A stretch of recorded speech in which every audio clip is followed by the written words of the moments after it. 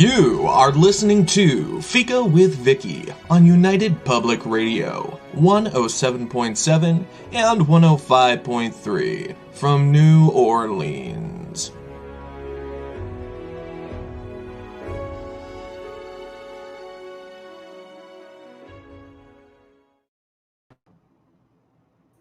Hello, everyone, and welcome to Fika with our returning guest, Zohra Zoberi, and me, your host, Vicky Benison.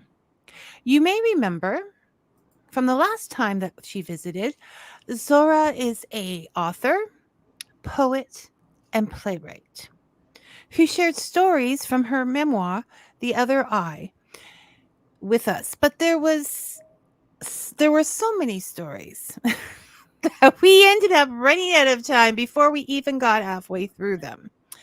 So let's go right to the show today so we have lots of time to talk.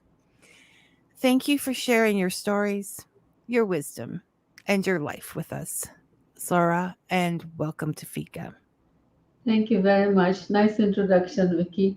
Oh. You inject life into me. That's why I talk so much. Well, you should talk more. Well, I am a chatterbox of some kind, but I'm trying to practice silence. So you won't be in a couple of minutes. Well, after 1 hour, I'll be silent. So just before we get started, just look at the top corner. Do you see where it says comments now? Does it say comments now up in the No, top it right? does not say No, come. it doesn't. Okay. Okay, that's okay. We won't So, worry. It says hide chat, and it's crossed off, so chat is hidden. okay, do you want to bring chat up and see what happens? So chat up brings. Just click on chat and see if it opens up. So it does open up. It's in full. It says in full screen mode. Now provide chat. Okay. Okay, so we'll see if you see the comments coming up on the side. Okay. It should be down the right side.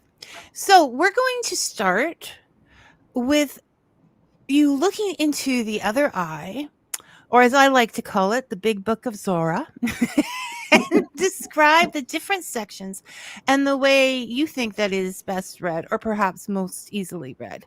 I think Okay. it needs to be just read. That's it. Let me show you the book again. And Right. you've seen the picture, my wedding picture, and during COVID when I compiled the book. So yeah, no, it's a very unique book in the sense that it's you read 5 books, 100 pages plus, whatever. So the first part, I've divided it into sections. Each has a different theme. So first one is a turning point in my life as a teenager when I suddenly have to fly alone.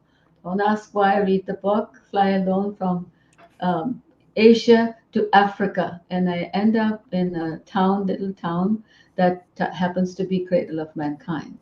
And I spent 13 years there, and you have to read 100 pages. You have read a whole book, a whole story.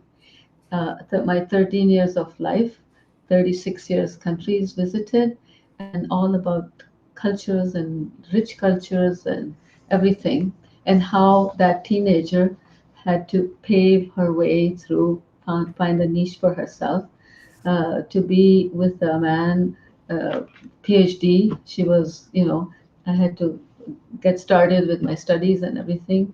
And I traveled with him everywhere, luxurious. We found mini America in Africa, basically because of the oil boom. So we saw it, witness a new buildings constructed, the whole new campus constructed, all Mhm. the professors and everything. So I was in the middle of the academia. So that's what happened. And then so after you have read the first segment, the second segment is all about. Then another drastic change happens, that I go from tropics to the Arctic. So immigration to Canada, migration to Canada. So the second part is all about migration and initial struggle when you're shocked and you don't know what's going to, what you will face. But It, yeah. yeah. So, and then the third part is all the struggle and successes. Like I titled it part three as depth of struggle and height of success. So the height how of success for the family as a family.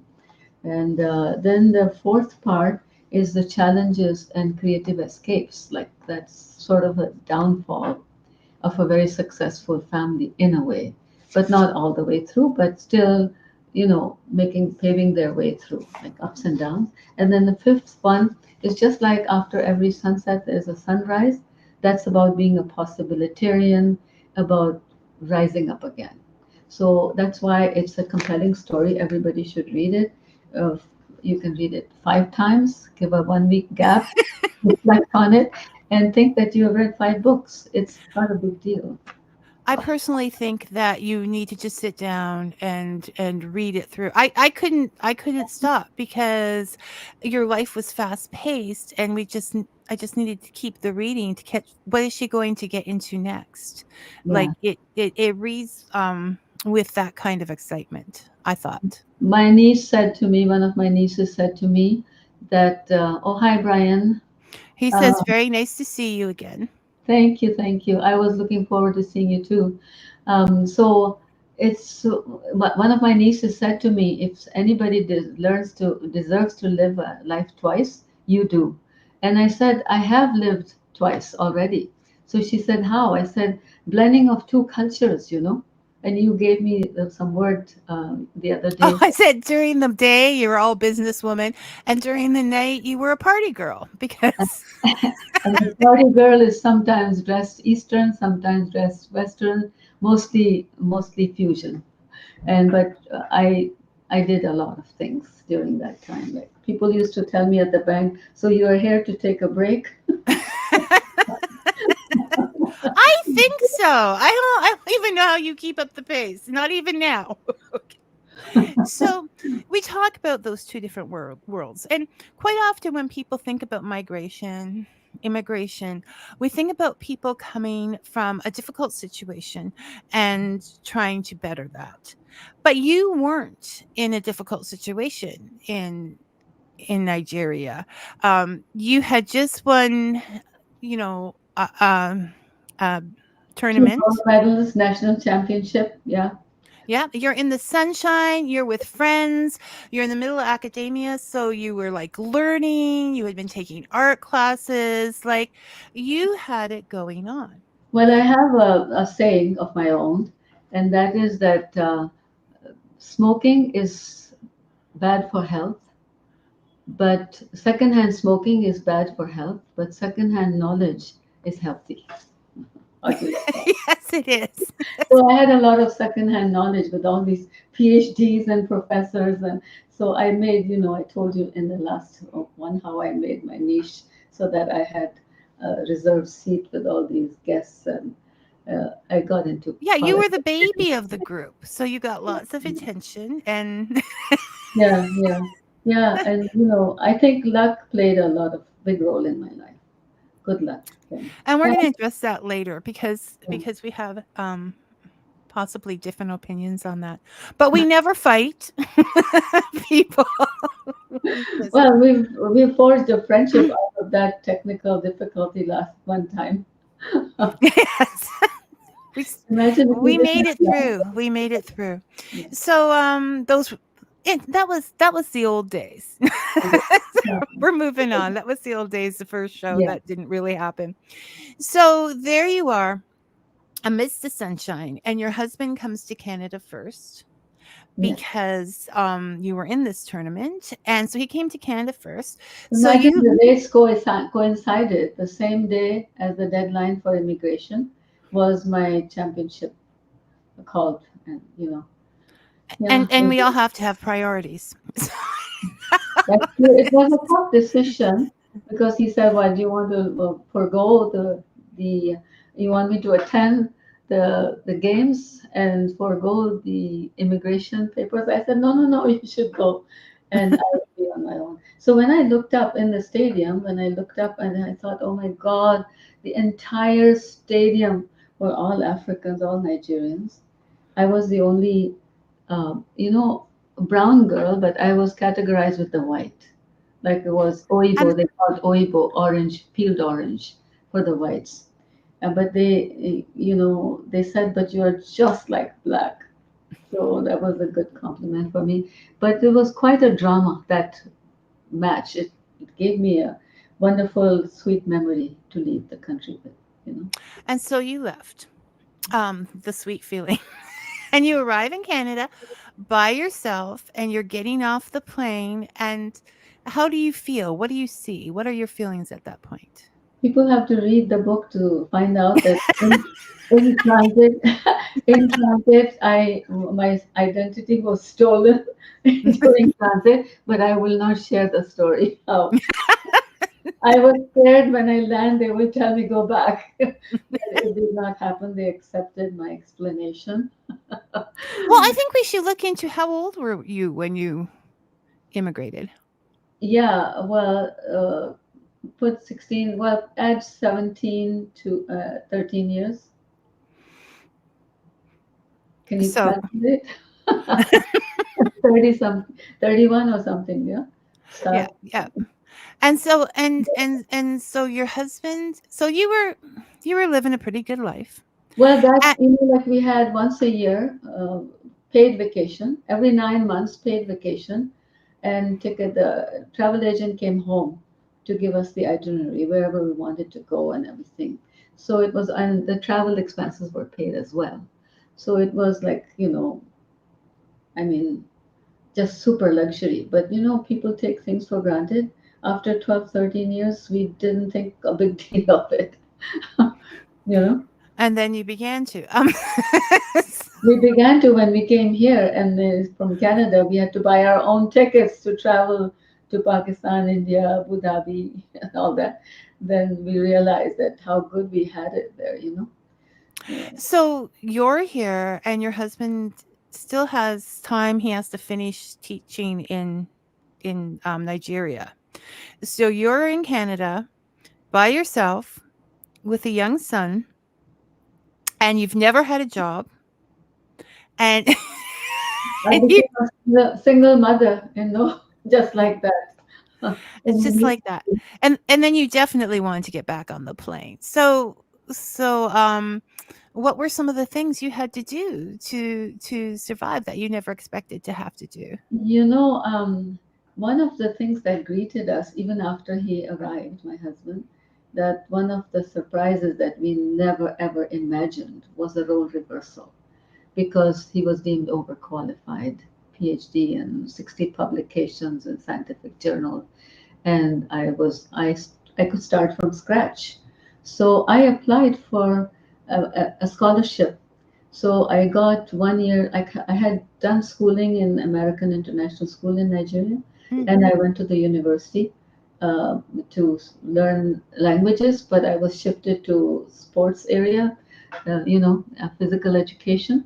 But then when I came here, I thought, for to get a job, I need to upgrade myself. So I applied for this scholarship and I won it.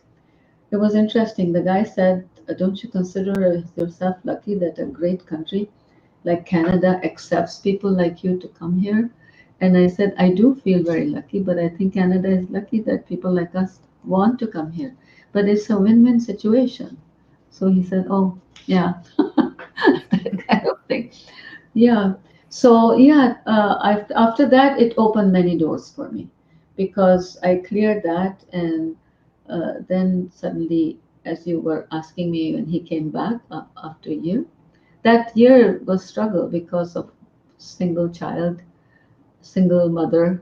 I had to play, but I relied on music and I relied on meeting new people and so on. But I felt there was an identity crisis for sure, because there, when you are living in a place where you're totally recognized by nearly everybody, and most of, I mean, it sounds like bragging, but like a celebrity status, and then you come and become nothing. Like, who are you? I became a woman of color to begin with.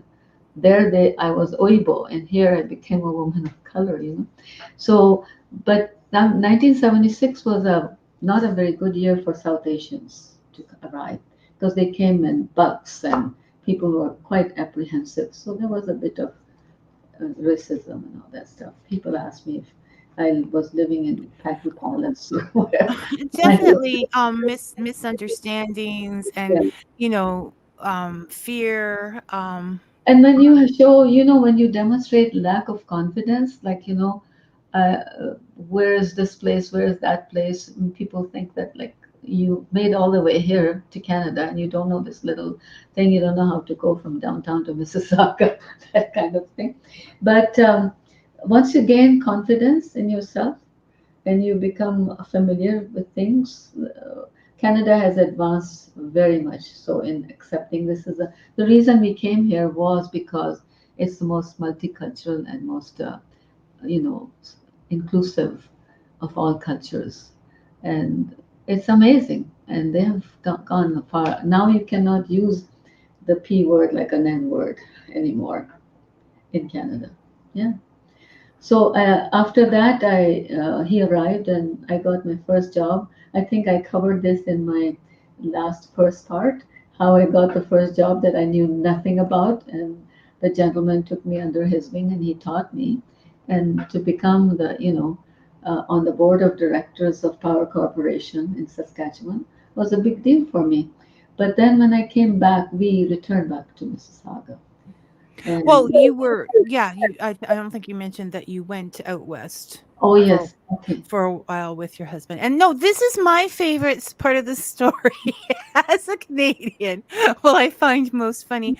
We have our own prejudice within Canada. Like, you kind of got that job Oh because yes. Well, someone in Toronto said, "Oh, those rednecks or whatever will never hire you." yeah, Right? well, first I got a temporary job before that job in the credit Yeah. union. I applied for a temporary job with the Ministry of Education. He was the director of community colleges. Okay. I still remember his name after so many years, Jake Katarna. Wonderful, nice guy. And I was told here by my advisor after I qualified that when you go out west, there they don't know as much about other cultures, so they're not exposed. So you should not declare your three gold medals like in high school and all that, and that your schooling was in Pakistan originally. And so when I went for and it was in my resume. So I said, Mr. Katarna, I don't want to waste your time because this is what I was told by my counselor. And but these are the things that I'm proud of.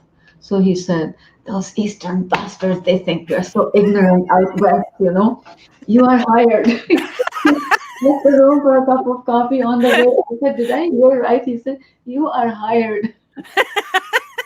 And it doesn't matter why you get hired, just as long as you get hired, But they right? were so nice. They were very, very nice. Education minister came to visit the office, and then he said, "You are the first person." He didn't quite say woman of color, but he said expatriate or something along that. I can't remember the exact word. And we welcome you warmly. I was in the building. I was the first.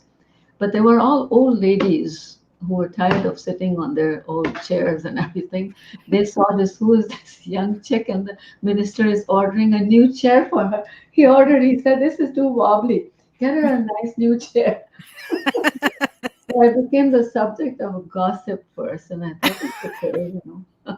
All over a chair. Now I'm that age. Now I'm that age. I have to be careful not to gossip about these beautiful young girls.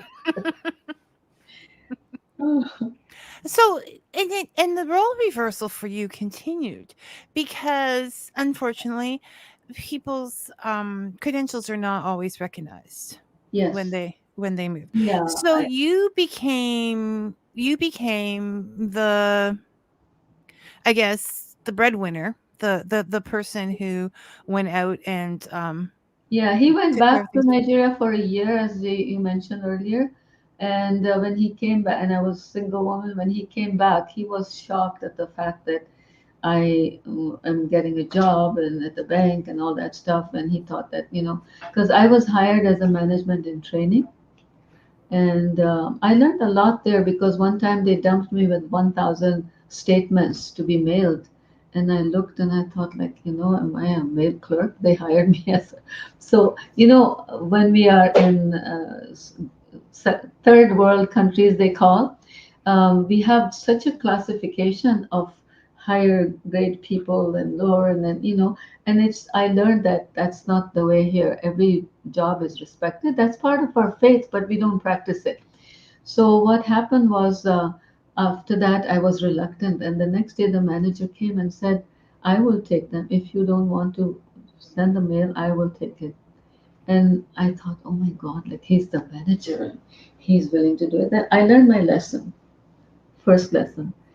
And the second one, I think you were asking me the other day about Oh, about when I decided that it's okay for yeah, me. when you stood up for yourself, which a lot of people would not do. Like Yeah. even from this country, Do you want me to relate that incident? yeah, I think it's important to go with the rest of your story. Yeah, because with when we face the winter and the hardships of winter and so on and so forth, we I never thought of going back, but my husband was constantly saying we should go someplace else, we should apply in the Middle East, we should apply, all those things.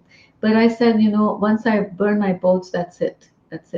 So, but nonetheless, the day I felt I will tell you that what happened was I was temporary, I mean, I was on probation for 3 months. And the middle lady, the admin officer between me, the manager, and her, the middle lady was a big racist. She used to openly say that we haven't called them here to do any administrative jobs, but you know, we call them here to do, tough, rough jobs or whatever. My terminology isn't perfect right now, but anyway. So she said, I said, when will my management training will start? Sh- uh, it's been 3 months and I'm dumped with statements and typing and this and that. So she said, I'll talk to him. She came back and she said that we have extended your probationary period by 12 months. And I thought, what? So anyway, they had an intercom system. I took that home and I studied it and I realized that you could write all the way to the top. They just take away your name and assign it to the person. So it's the fairest system ever. So I wrote the situation to them, and it turned out I had reported. She said, no, 3 months is over tomorrow, but it was over that day when we spoke. And the next day, the senior most officer came and she interviewed everybody. And she said, I've interviewed 5 people and they have 5 different stories. What's going on? I said, why don't you call everybody? So there was a gentleman. I used to tease him. I said, I can't believe you're from Great Britain. Because he said, when you're in North America, you have to be servant master relationship and be careful. And I said, I can't believe you're saying it. But anyway, so they put the whole blame on him, and he started stuttering, and so I said, I don't know where I got that strength. I mean, my husband at home was out of job, and I was new employee in a new country, and everything got on. I mean, I think divine intervention. I called for it, and I said, Jack, why don't you stop being a chicken for once? Just tell the truth. And so he said, I rather like Zora's performance and so on. So they got up, the manager shook hands and apologized, and then I was confirmed employee in good standing. And from then, it gave me a boost to do the best. And imagine him and I, the manager, it turned out to be the same date of birth. So there used to be a blue cake and a pink cake together. For us. So I think that day I thought, justice has prevailed. I am not here servant master relationship. This is a country where justice will be done. Is and that was one of the first, like, you started to feel at home That's right. Yeah. when you saw that justice. That Yes. was Then this I embarked on this journey. It's Well, true. and I think it's important to say that you had a lot of responsibility. You were taking care of a household. You didn't have time for this kind of thing. But a lot of people born and raised in a country will not stand up for themselves like that. So once again, I'm calling this daring, not lucky. We're gonna have this little chart here, daring and luck. And I think it's your Yeah, I was very daringness. lucky because I did invite him for lunch and thanked him that it takes, everybody can make mistakes, but it takes uh, courage for people to accept it, admit, and then work on it, you know. Yeah, no, it was very strong. And the reason you bring up Great Britain is because you spent a lot of time in London and England, so he was surprising you with his difference. Brian is So, asking us about the corporate culture. yeah, Brian's asking, Sora, you've talked a lot about how culture differs socially from country to country. Do the corporate cultures vary as well? Of course, corporate culture varies, and women at work. I mean, there are many women back home in Pakistan and India who are working and everything. But the way those 15 directors, board of directors in Saskatchewan, the way they treated me with utter respect, I was the only female, was very impressive, very impressive. But I somewhat of an old tradition. They pulled chairs for me and they opened the car door for me. I enjoyed that. 15 of them She was back to being a celebrity, right? for a while. Anyway, but in the bank corporate culture, coming to it, Brian, I have a chapter about changing corporate culture. So when you read the book, I'm hoping you will know what happened because initially they listened to me. The manager called me and said, a marketing manager will sit with you for a week. I think, did I cover it in the last time or not? I can't remember. No, I don't think we did. We didn't get this So far. I said, "Oh, good. I want to learn marketing." And he said, "No, he's coming to see what it is you're doing that's working so that the branch is number one in all products in Ontario." And it happened within a short period. And it was because I think being friendly to people, having exposure to so many cultures and everything helped me. And then I got one trick is that when the Swedish guy came to open an account and I traced his accent, I think I mentioned that that brought me a lot of luck because then I learned that if you talk to people at their level, maybe say one or two things in their language, and like I have love of. I think every human being is a miracle of life. If you look at people that way, you will love them, you will like them, you will want to be nice to them, and they're nice to you then. So simply by treating people like humans instead of numbers, as the bank often does. Regardless of color, race, culture, creed, whatever. No, That's because why. you spoke so many different languages and you learned that that made a big difference to other people feeling at home Well, I when you learned I checked the customer base. There were a lot of Filipinos, so I learned two phrases in the Filipino and two phrases in Italian. Don't ask me if I still remember them, but the minute I would utter them, they would be like mine forever. Loyal customer. well, but you understood that because you were new once as well, right? So Yeah, yeah. Love you of people will always get you somewhere, really. that's not why you do it though. You do it because you love the people. But it will also get you some. No, but I like to try new things, and I never would have known that I had the selling ability. I discovered it in the bank in Canada. I would never have known. My And dad had that quality. and not only that, you won. I mean, Yeah. you literally won. Tell us what your big prize was. Oh my God. One day I came back after 1 week vacation from Michigan. It had been like almost 18, 19 years of banking. I used to get a lot of accolades, gold coins and gold pens and all that.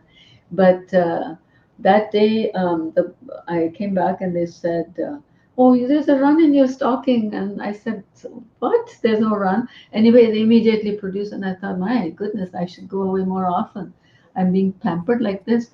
But anyway, nothing occurred to me. Anyway, they said the branch has done something and the vice president is coming over. And So no wonder everybody was decked up somewhat. And then he stood, the cameras were directed to us. I was standing beside him. So I thought the cameras were for him. But then he put his hand in his pocket and he said, as one individual has outperformed everybody in Canada in mutual fund sales this year, and here's a key to sports car for Zohra Zoberi. And just, oh, you can't imagine. They made a video of it and circulated it later on. And so they took me to the dealership and I selected red color, convertible, and everything, but I had to sell it after some months. And you chose red, didn't you? I did, because I thought everybody with a convertible red car failed. So you came and you had no idea what you were going to do.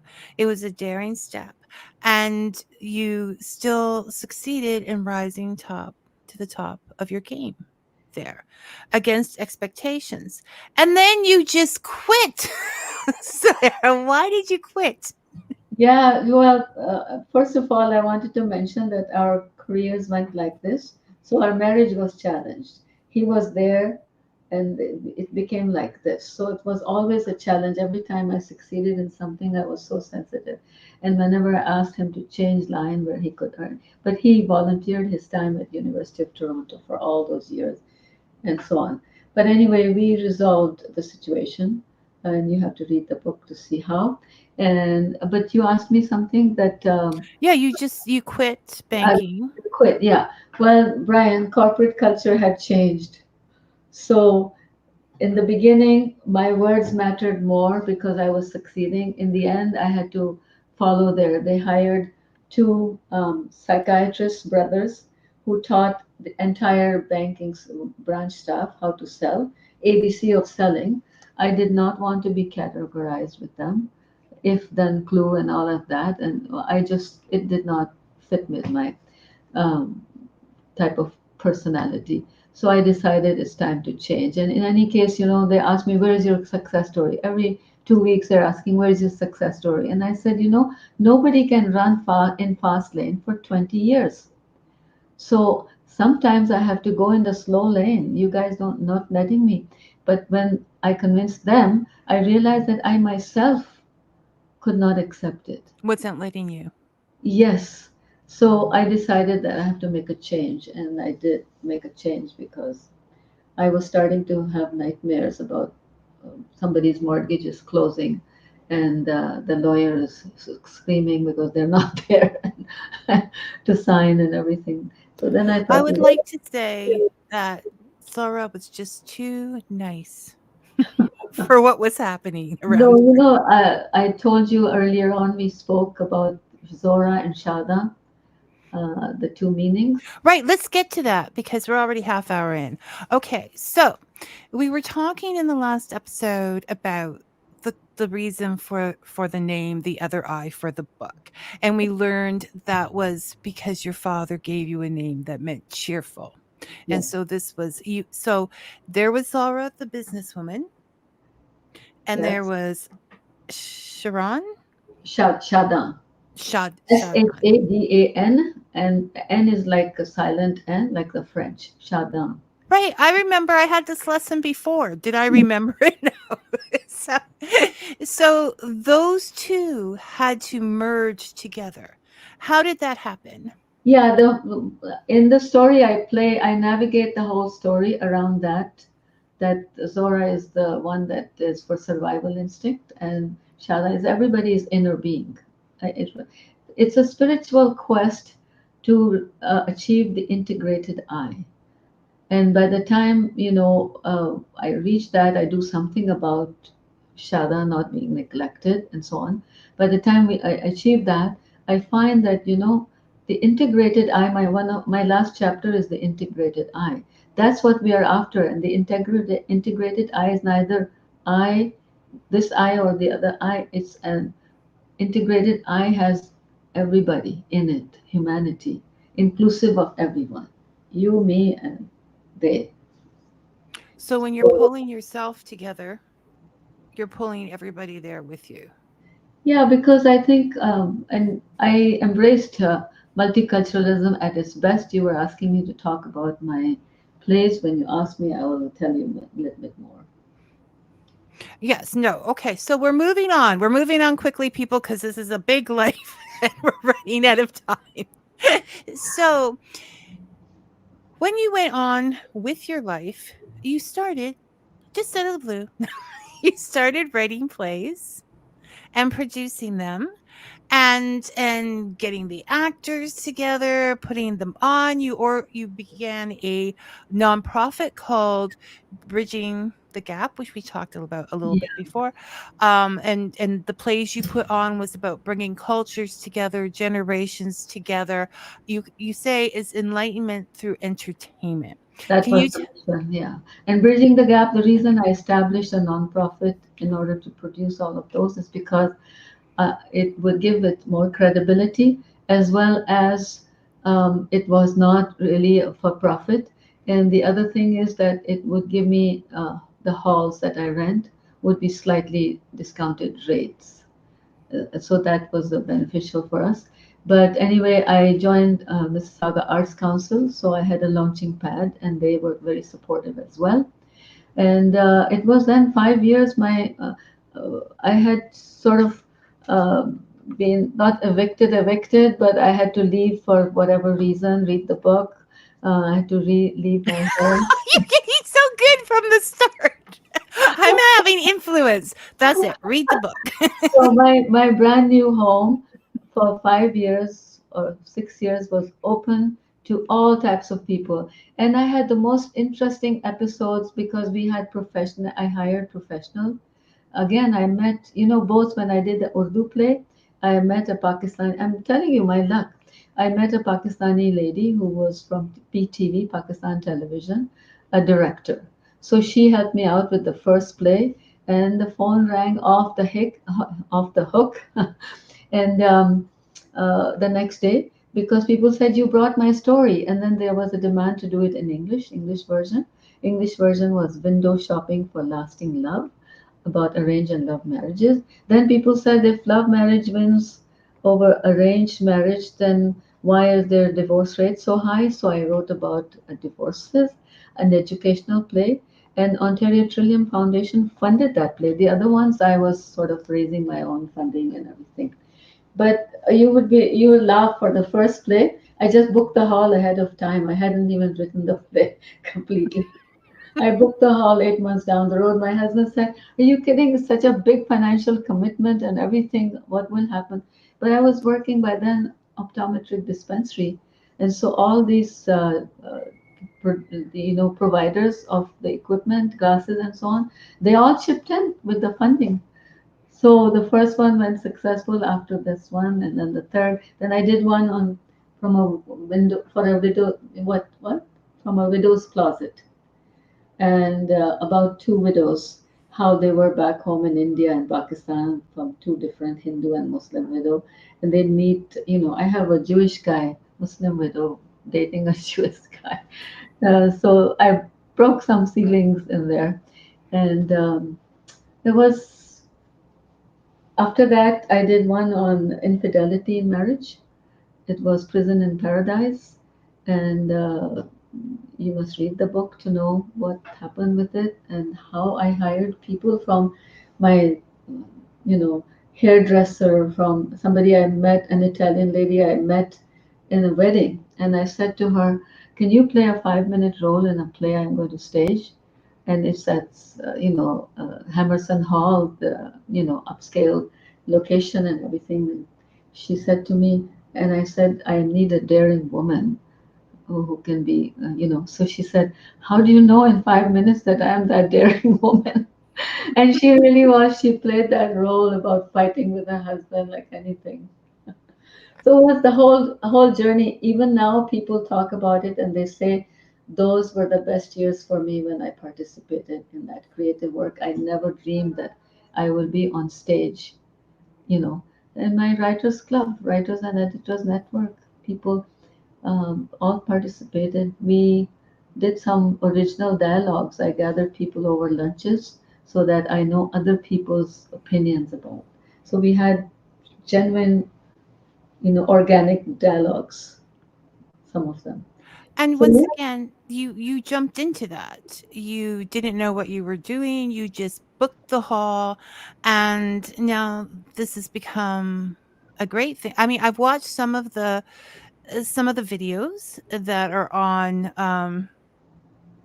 YouTube, and you gave me so that YouTube channel is B as in bad, capital BTG.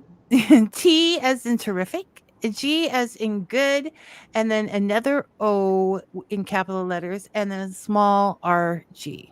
And that's Bridging the Gap organization, it stands for. yeah, that's the thing.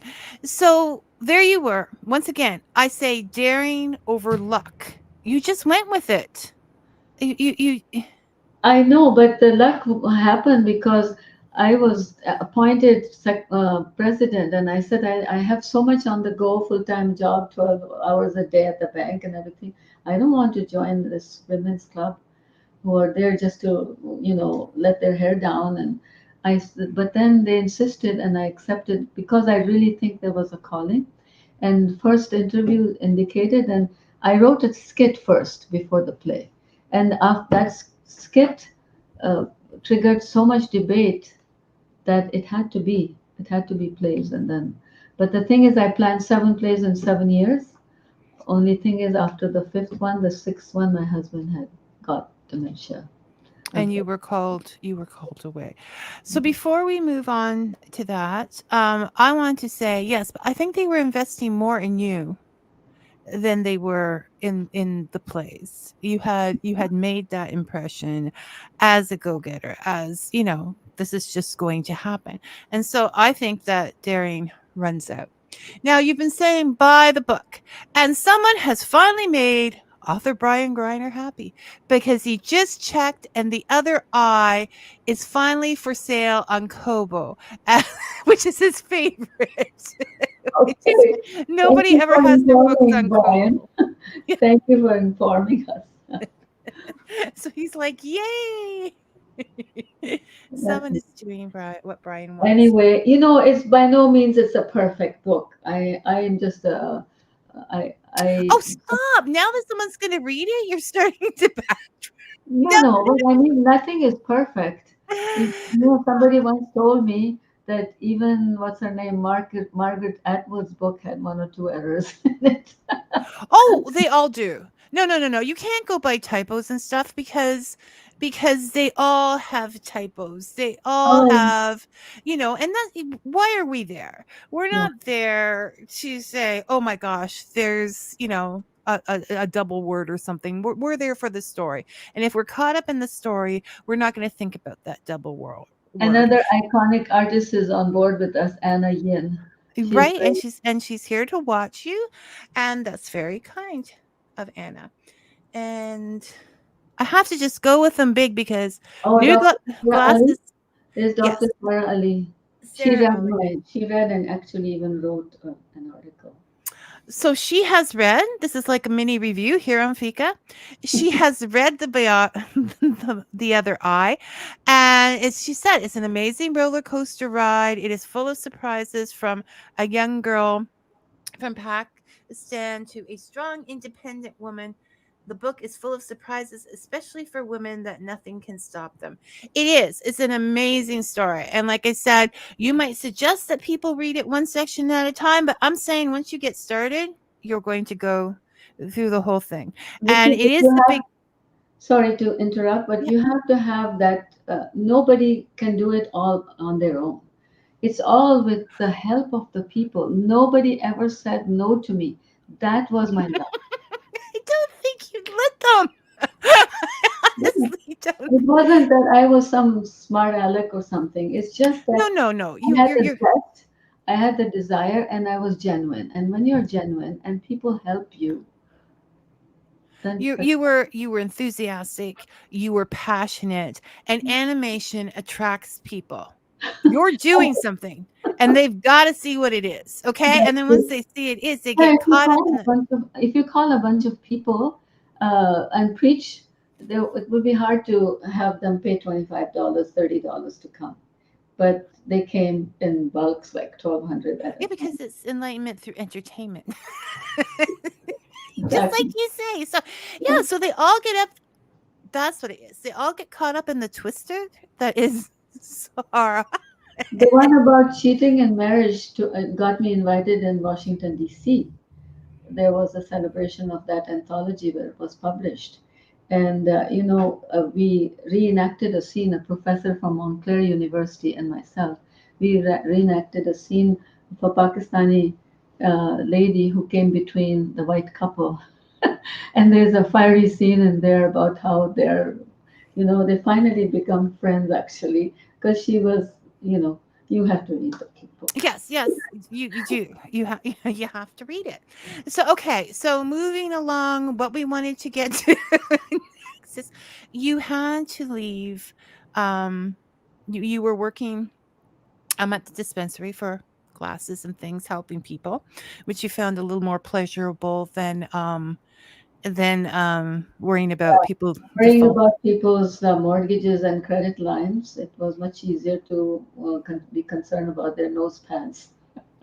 And you're and you're and you're writing and you're writing the plays and you've done the plays, but then your husband starts to develop Yeah, yeah. That dementia. was a challenge, and that's why I think even now I sometimes judge myself whether I did the best. My kids think that I did, but nobody can do enough for a person with dementia. You don't know what's happening in their minds. So, and it goes to show that even the most qualified can get it. It's coming into us like a tsunami. So it's an So and important. so because you see a new need out there, one of the books you are working on is Therapeutic Lies, and it tells about your time caring for your husband with Because it was Alzheimer's, Vicky, it was I like mean being, he was dementia. the most polite, most loving, romantic man. And during this dementia, he became like a different person altogether. Like, where is my husband? He became, but even then, it was dealing with humor. So one of my friends asked one time, she heard, his rage when he was like all worked up, at night they usually get worse. But anyway, so she said, I just want to know one thing. What did your parents plant in your head that you can handle all this? And I said, you know what? Faith, music, and humor in that order. So I wrote a true story. I won a prize on that because that's a very a true story to heart. But it was being different, like all kinds of strange situations. So by the time my book is ready, I will be contacting you. Okay, I'll keep an eye out for And that. if you I take won't a- I won't rush you because I've rushed others before and now I feel kind of guilty about it. So you mentioned that you won awards and you've won a lot of awards. You won awards when you were banking for your banking. You won awards for your academic when you were younger. You mentioned your 3 gold medals and then the plays and the volunteer work and da da da. What do these awards mean to you? Do they encourage you to go further? Do you Before I mention what the awards do to me, I don't want to sound like so boastful, because the truth of the matter is that the smartest of people can make blunders sometimes. I made one wrong decision when I could have had done a daring step, and I did not take it. I left my pragmatic side, and I made an emotional decision that changed the course of my life. And that's why the life is about going down and then coming up again. Now back to your question, yeah, and that how is, do yeah. and if you want to know about that, people, what do you have to do, Zara? Well, the thing is, if you worry about the destination first, no. It's the journey that matters. If you enjoy the journey, destination usually comes and in good way. But when you get an award, you feel really, really good about it, and it's a pat on the back. But the awards have a secondary agenda, and that is, please do more of the same. So it encourages especially you in to continue, volunteer situations. Um, we'll give you this shiny award and come back and help us Yeah, um, exactly. do these things. So another story that you want to talk about as we talk about therapy and things like that is that one of the times when you were going back home to Pakistan, Yeah. you ran into a therapist in the plane. Yeah, let me relate that to you. I'll try to sum it up. There was a topic of taboo in my home, something that happened in our house, and nobody talked. It was a hush hush.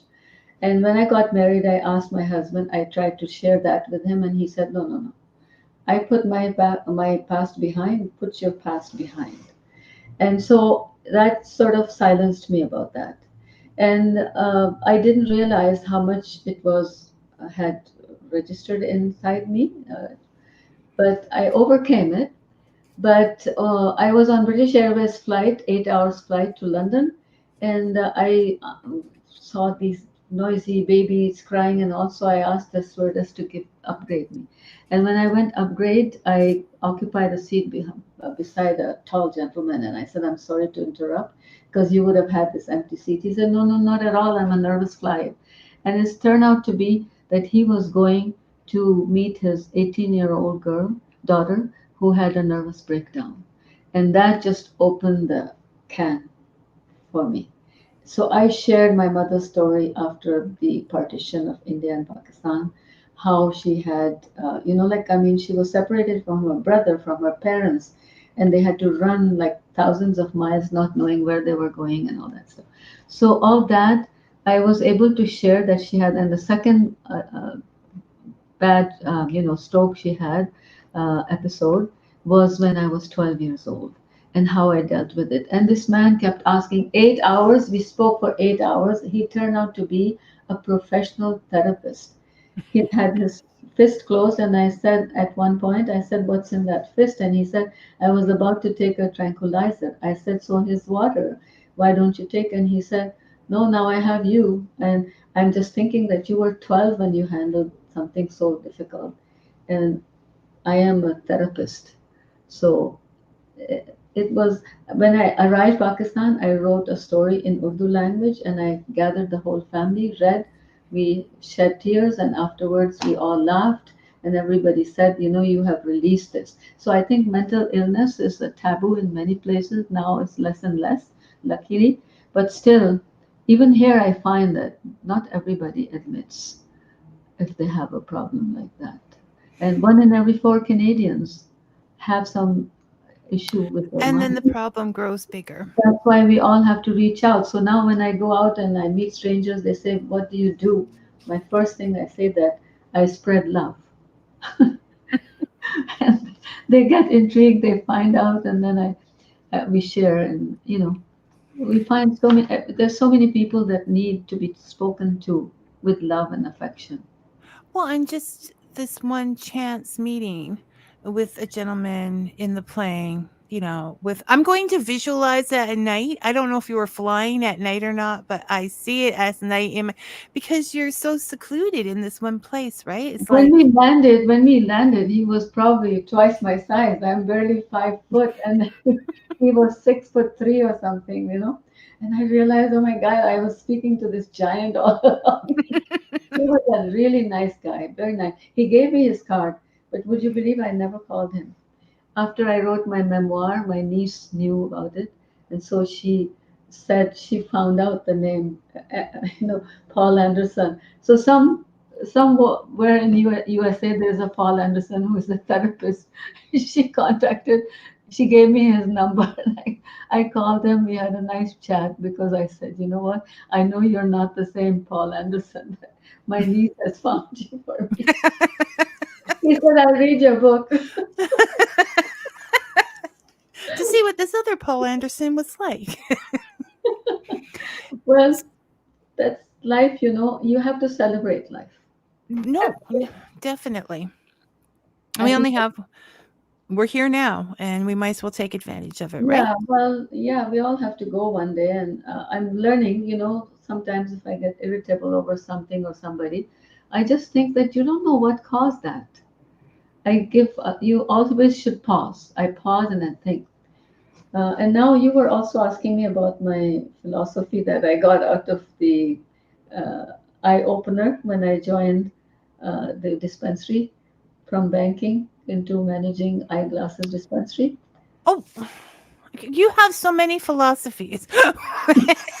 Well, you should develop a philosophy out of every challenge that you overcome. We do. So, what was the philosophy that came to you then? Everybody came, everybody came with give me the best panoramic vision in my progressive glasses.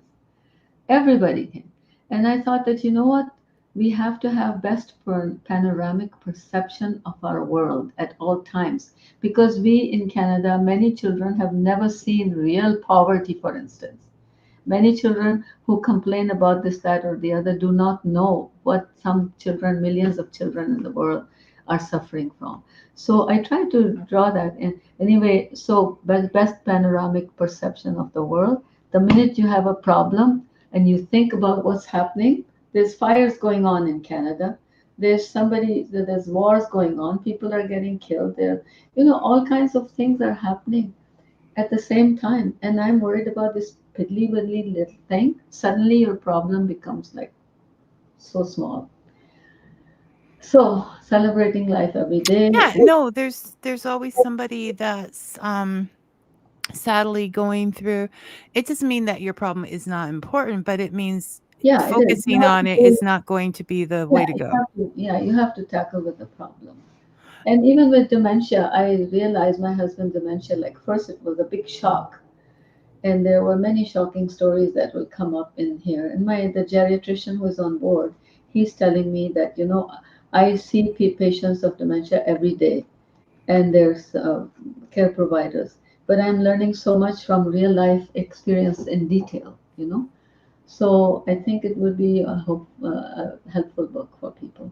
But, to sum up in life that we do not have enough gratitude in this world. Most people do not realize that and my grandmother, I have it in the book, we have a belief that God is nearer than your jugular veins. So whenever we cry too much or something, my grandmother would say, touch your veins here, touch, he's nearer. Just be happy that, and you can hear uh, and so I think that when we sleep at night, we are like half dead. But we wake up in the morning, first thing we should realize that everything was being done for us. You know, my mind was working, sewage system was working. We just run to the washroom Wait, first thing and say grateful. well, when you reach a certain age, you look back at all of this and you realize Yeah. that it, as strange as it seemed when you were going through it, it all seems to make sense at the end. Yeah, aging, is as they say. There's a lot of talk about people tell me, "Oh, what happened to you?" When they see me after a long time. What happened to you? I said, "I. Why is everybody else allowed to age and not me?" And they go like, "Because you're our Zora," or something like that. And I think that we're all aging. We all have to age eventually. We all have to go, age or not age. We all have to go. So why make a big deal of things? And if we are conscious of it every single moment of our life, the minute because we are given, there's an angel and a devil in all of us. So it's a constant. I think it's a lovely game. I admire the higher power for creating this game. You're always, how to bring your angel up and how to suppress your devil at all times. And all religions teach you that, but all religions have created a lot of problems too, unfortunately. Yes, yes. So you have a poem that you're going to read for us today. I'm just going to finish off the comments first so that we can. I haven't even heard this poem yet, so I'm looking forward to it. So, uh, Anna It Yin, ties in with the theme. Anna Yin says that she's going to be look um looking for she doing an interview with you for her project. Okay, great. So that's something to look forward to. Brian Greiner asked, "You need to write another book, the philosophy of Sahara." I know, but when you get this book off of Kogo, I off have of a partial Kogo, Brian. disability I have not declared, and that's my vertigo. And from vertigo, I developed a philosophy, vertigo philosophy. And that And is to counteract your negative thoughts with positive, just like the ear on ear takes care. our best friend Shireen, who gets us here, um, said you and you talk to everyone, including Uber drivers. Learn from you to spread love. You definitely celebrate life even when faced with many challenges. Thank And you. that, ladies and gentlemen, is from her daughter-in-law. So there, I just have to leave it there. Okay. Okay. Are you ready Um, for the poem? okay, I am. I just okay. So we're gonna turn off comments, guys. Thanks for everybody Thank you participating, from me too. and go over to brands. And okay, I just want to mention once again, if you want to keep up with Zora and her new book that she's working on about dementia and anything that she's writing, just go, if you see it going across the bottom, or if not, just Google her name and go to her website. I think that's, or the YouTube site that I mentioned before. Yeah, my usual website, Bridging the Gap, I closed, but this one is just has all the clips. The one BTG.org. Okay, Okay, all right, so time for the poem. and for the poem, it's called The Illusion of Self. Is there a you, or is it just a dogma, social norms, or blind indoctrination? I wish I could enlarge it. Isn't your individuality merely a mob mentality? How we assume our belief are absolute, how we assume our beliefs are absolute, our biases resolute. Who are you really? Your you is my me, our unique individuality. That's the reality. Is your essence your social status? Is it about your color, race, or creed? The degrees you attained? Or are you just waiting to see if you are validated, deemed worthy, or not? No, you are not on probation, judged by classification. Why be imprisoned? Why be imprisoned by external forces? Why hand over your freedom why hand over your freedom keys? Remember that their you is your me, uninhibited, judgment free. Why not seek the integrated I that includes a unique me, unique you, and all others too? So, my last chapter in the book is the integrated I, which includes everybody, humanity. Love of humanity, embrace it, guys. Thank you so much for sharing that poem with us. I Sorry would that love I it. couldn't read it so fluently because of I thought I would be able to enlarge it, but I couldn't. Yeah. I know, and they make everything so little nowadays. Remember when everything was just the right size to see? Um, The first time you start to have weaker eyesight, I said, why do they make the needle holes so tiny now? And somebody said it's not the needles, it's your eyes. But you know what? My son laughs. I have a zesty retina. I am in love with the sky in front of me, 29th floor. I think I'm already partially in heaven.